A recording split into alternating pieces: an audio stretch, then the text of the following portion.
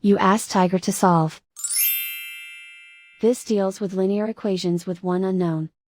The final result is x equals -1. Let's solve it step by step. Simplify the expression. Simplify the arithmetic.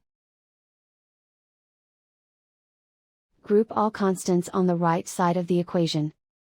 Add 3 to both sides. Simplify the arithmetic.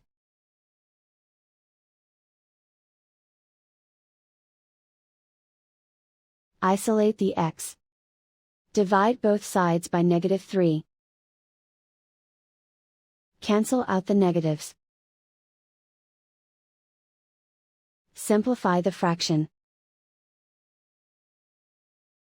Move the negative sign from the denominator to the numerator. Simplify the fraction. And so the final result is x equals -1.